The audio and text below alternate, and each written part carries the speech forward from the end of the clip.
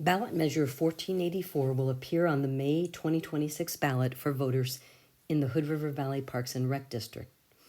It's a 5-year levy for parks, maintenance, operations, and recreation services. So why is it needed now? District voters have been the ones who decided the fate of the pool for quite some time now. In 1987, the City Council in Hood River decided it would close the doors of the pool, but that didn't happen. Instead, voters decided to create the Hood River Valley Parks and Rec District in 1988 to run the pool. Then, in 1992, they voted to expand the mission to provide trails, parks, and recreation services. And then came 1997, when 23% of the county's registered voters voted yes on Measure 50, part of the state effort to freeze tax rates for all districts at the rate in place. But the Park District explains that costs for labor, utilities, pensions, land, and so on have risen, but the funding for the parks have not. So they're asking for a yes vote for a 5-year levy to increase rates to 33 cents per $1,000 of assessed value. And part of that money is going to go to community recreation. Let's hear from the Parks District exactly what that means. The recreation piece requires a little more explanation. Parks and Rec agreed to take over community recreation from the school district in 2021. This followed years of discussions while the school district worked on finding new homes for programs that weren't part of its core K-12 education mission. Preschools were taken over by Mid-Columbia Children's Council.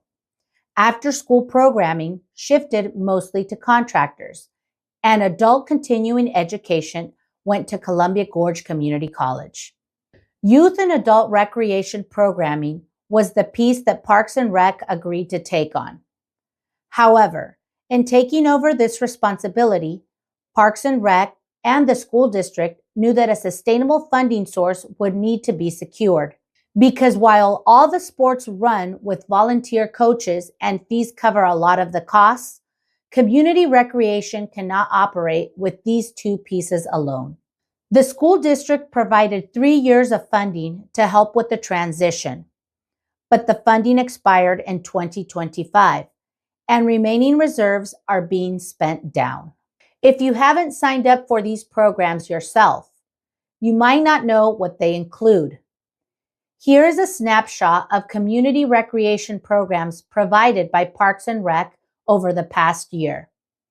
These are the programs that will be shut down at the end of summer 2026, if the levy is not approved. The staff coordinating these programs will also be laid off. The proposed levy is at a rate of 33 cents per $1,000 of assessed value. I'll give you a few examples of the cost changes if the levy passes.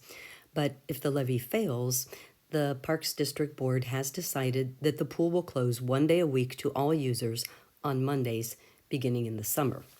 In the fall, during the school year, the pool closures will probably move to 2 days a week for all users. If the levy fails, the Parks District should be able to manage ongoing maintenance, but will not be able to take on any new tasks. Every family has to make a decision about how their budget works to take care of all the things that they require and the things that they'd like to do. In the case of this property on Woodworth Drive, they currently pay $87.59 for park services in the district.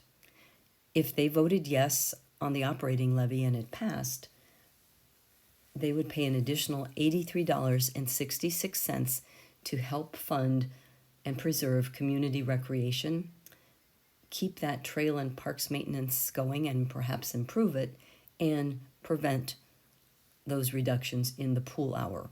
That levy would last for 5 years. A separate property within the city on 5th Street currently pays $105.94 a year to support the Parks District, and if the levy passed, they would add an additional $111.95 to their bill.